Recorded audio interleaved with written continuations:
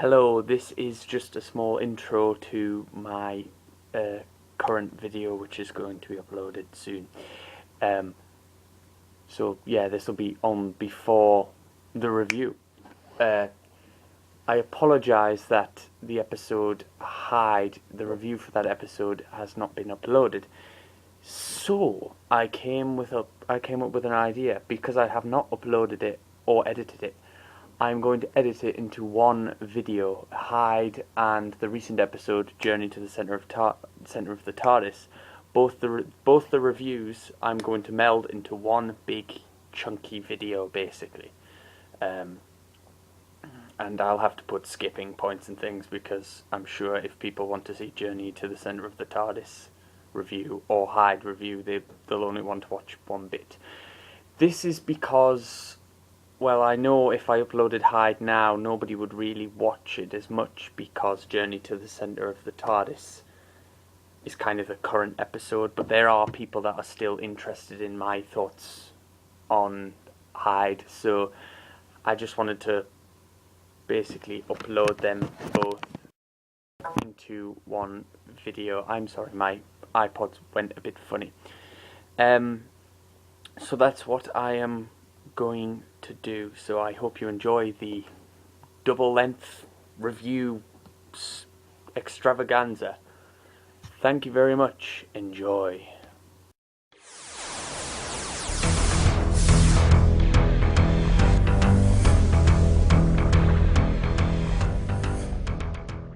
Hello and welcome to my Doctor Who review of the recent episode Doctor Who of the Doctor Who series, Series 7, Hyde.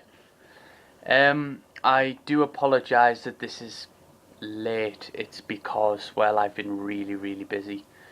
So I've been unable to really get some time to film this kind of review. It's starring Jenna Louise Coleman and Matt Smith. So we'll start with good points. It's quite a scary episode, which is a good thing. I enjoyed the scariness of the episode. It's extremely creepy, but since obviously we're looking at this episode from a point of a horror episode because it's specified to be scary. So if it's specified to be scary, then I have to mark it, like, well, not mark it, but I have to, if it's a good point, then it would be a good point on if it's scary or anything. Oh, my phone's just went off. The photograph's extremely creepy. When Clara and the Doctor look at the photographs, there's a photograph of the ghost woman, and it's just really scary. It's quite a, it's just not very nice. There's a perfect dark candle type lighting going on in the house, which I think is really good. The supporting characters are well padded out and are quite detailed. The very detailed characters, they have good backstories. They just really work well in the scene. I wrote down that I was extremely scared because at one point I was. The sounds are just terrifying as well. Like the sounds that the ghost makes. When the Doctor goes to the TARDIS to take pictures of different time zones where the ghost is still there, he reuses the spacesuit which was used several times in David Tennant's era, which is pretty good. I also like the Metabolus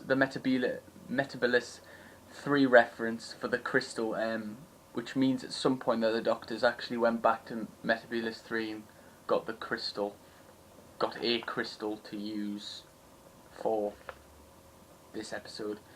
And there's also the monster towards the second half of the episode. It's one episode, but like towards the second half of the episode, there's a creepy monster, and it's really creepy looking. It's well designed, but it has this creepy laugh as well, and noises it makes, which are really, really creepy. Other than that, there isn't really much to talk about in this episode, because there's just nothing really. It's just a standard scary episode with a few monsters. Moving on. Bad points. The ghost at the beginning of the episode, at the very beginning, where the snapshot's taken of the ghost. I think it's kind of a bit naff. Also, yeah, again, the sonic screwdriver's overused a lot. And at points it does get a bit too scary. There's just points where you just think, is this appropriate for children? Well, not so much children, but Doctor Who's a family thing, I think. And it's just a bit too scary to be a family thing. And then in the second half it kind of becomes not so scary, which is another problem, because it's scary in the first half, but in the second half it just kind of loses it. So it becomes a bit too scary, then not so much scary, which... And then ultimately the problem gets solved very easily yet again, like it has done in the previous episodes. It's getting solved really easily. And to get to this little pocket dimension, the TARDIS is basically endangering itself. And on 2 occasions the TARDIS does it. And it's the same with the Weeping Angels episode, where if you go back to New York, you're basically going to punch a hole through time. Well, if you go through this pocket dimension, you would destroy the TARDIS. Yeah, it's done twice, and nothing bad happens. Fair enough, it's obviously to get the story going and to find an ending, but surely if you're going to say that it would destroy the TARDIS, it would probably destroy the TARDIS. That's pretty much my review. I do apologise if it's a bit too short, a bit brief and things like that. It's mainly because, well, I'm recording this long after I watched it. I'm not too good with remembering everything, and I've just been really, really busy, so I do apologise for that. Hopefully with the next episode I won't be as busy, so I will be able to review it straight away. But thank you for watching. I will give this a rating of 7 out of 10 because it's not great because of the bad points, but it's still a really good, scary kind of episode for the first half. The first half is brilliant, so I will give it a 7 out of 10 for that. Thank you for watching. Hope you enjoyed it. Goodbye.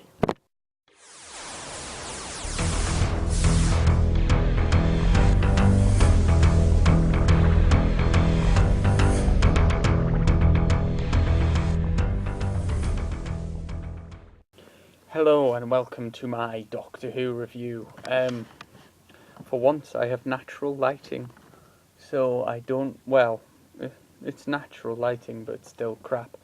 I always have bad lighting in these videos, you should know that by now. Today I am reviewing Doctor Who Journey to the Centre of the TARDIS in Series 7, Episode 9? 10? I don't know. I honestly don't know. I've lost count because I don't know whether to count this as Series 7 Part B, Episode 1, 2, 3, 4, or Series 7 entirely and then Episode 1, 2, 3, 4, 5, 6. It's confusing. It confuses me because I don't know what to class this. So anyway, this video will probably be on the end of another video because I basically double billed a review. But anyway, it's this review starring Matt Smith and Jenna Louise Coleman. Good points. I like the junk spaceship at the beginning of the episode. It looks quite cool. It's nicely designed. And I also like the awesome rock music that's playing when it basically magnetizes the TARDIS into the ship. But it kind of damages the TARDIS. But anywho, I like all the interior of the TARDIS. As you can tell, this episode is mainly set in the TARDIS, considering it's called Journey to the Centre of the TARDIS. So, a lot of the interior of the TARDIS is actually really good. The characters from the junk spaceship, I'm not sure what they class themselves as, but I just basically call them the junk people from the spaceship that basically are the scavengers, really, salvage team, whatever. It's an interesting android character they have, who turns out not to be an android. It's an interesting, nice twist to have. And I think that android character himself, the other two characters, because there's 3 of them on this ship, the other 2 characters don't seem as well thought out as the android character, as in they're not thick, kind of well backstoried characters. They kind of all have this backstory, but the android has more of an interesting twist to him, like interesting characteristics and things, whereas the other 2 don't. But that's probably a bad point. I should have mentioned that in bad points. The Doctor is a bit dark in this episode, and it's quite interesting. I've also put this as a bad point because I don't. But anyway, it is interesting to see this transition into a darker Doctor, which kind of has happened. He's wearing darker clothes, he's acting much darker, he's dealt with a lot of loss, although he always has, but never mind. There's loads of cool TARDIS rooms, like we only briefly see them, but there's the swimming pool, there's a library, there's all sorts, and it just gets you thinking that there could be so many different rooms, there could be anything in the TARDIS. And I just think it's rather interesting that there's all that in the TARDIS and more.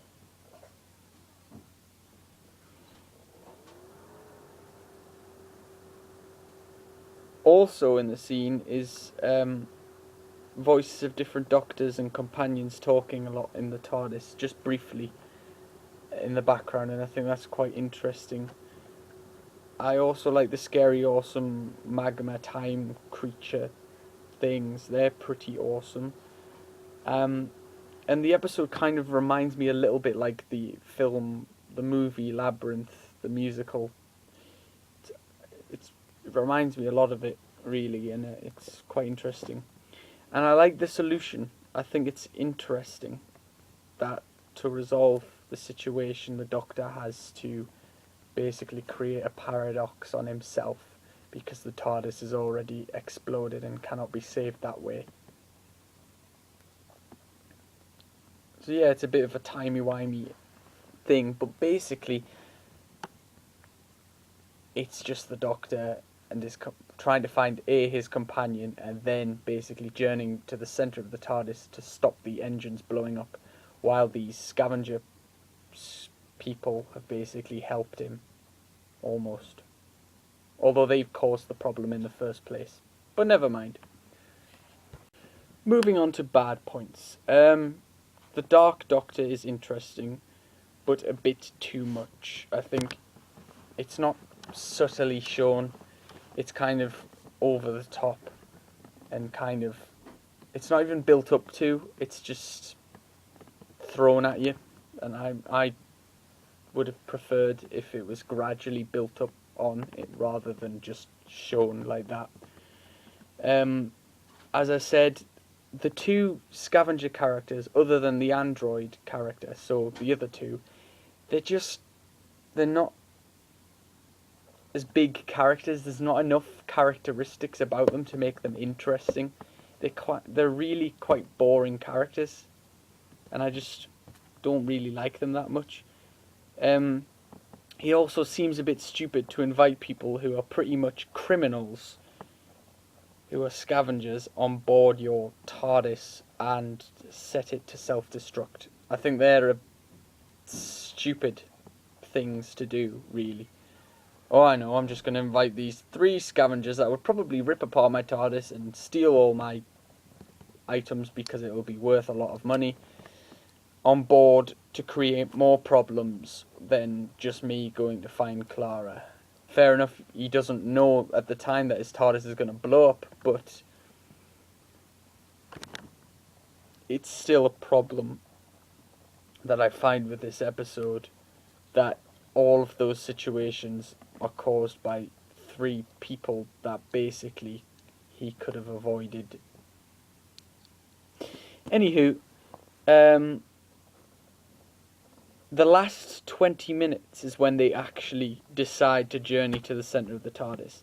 So the first 25 minutes almost, I'm not being precise here, but the first 25 minutes, give or take, is basically finding Clara in the TARDIS.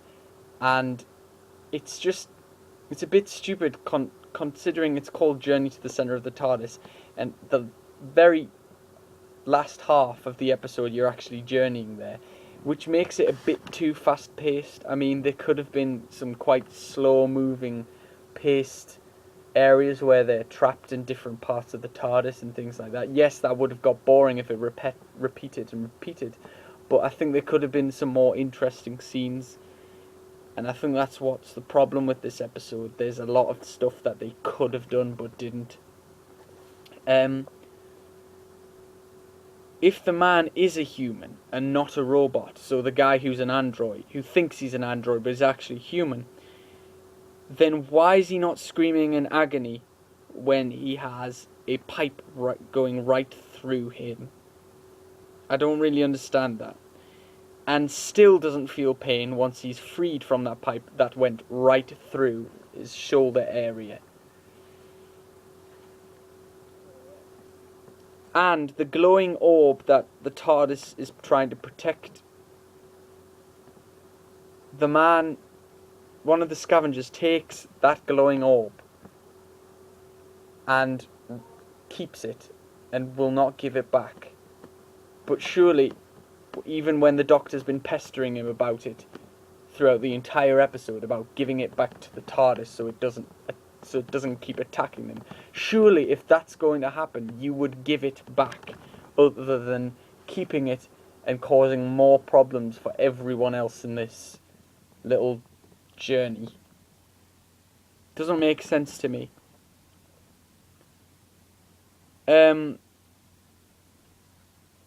A thing that happened towards the end is the crack. The crack in time appears again. Now, I've only watched this episode once, and I may have to watch it again, but I'm not even sure if that explained Series 5 with the cracks or things, or it just continues to be a plot hole, because the crack in time is a plot hole. It was never answered in Series 5, and I'm not sure if that was answering it, or it was just bringing back a plot hole that I hated in Series 5 that they still haven't answered. So, yeah, even if it did explain it, it was still annoying. So, yeah, that's basically all the bad points. So, good points and bad points. This episode, it had enjoyable moments, but there was too many bad things about it. Too many things that could have been easily thought over and solved, or things that are missing, or bringing back a plot hole that basically was the cause of hatred for Series 5.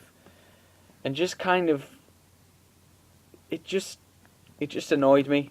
This episode annoyed me. The enjoyable moments are brilliant, and I must say it was fun to watch, but all these little things just kind of have piled up and annoyed me. But however, I've gave it a rating, and the rating isn't terrible, but it isn't brilliant. It's so I give it a rating of 6 out of 10. I wouldn't say it's the worst episode of the series. I'd say Rings of Akaten's probably the worst so far. But having said that, this one had more plot holes and things like that. Anyway, thank you for watching. I hope you've enjoyed this review. I'm sorry if it's a bit faster paced than usual. I'm just really busy and I need to just get this over and done with, because if I didn't get it done now, then I probably wouldn't have got it done. So, yeah, and that's why it's also a double bill, because I only reviewed Hyde the other day because I had very little time and I didn't have enough time to review this one as well as Hyde. So I'm just going to put them together in one video, but I already have a little recorded snippet of me explaining this, so, you know, this might be cut, this might not be. Thank you for watching. I will be back with the next review of the next episode, which actually looks quite interesting. I hope it will be quite good. But until then, thank you very much. Goodbye.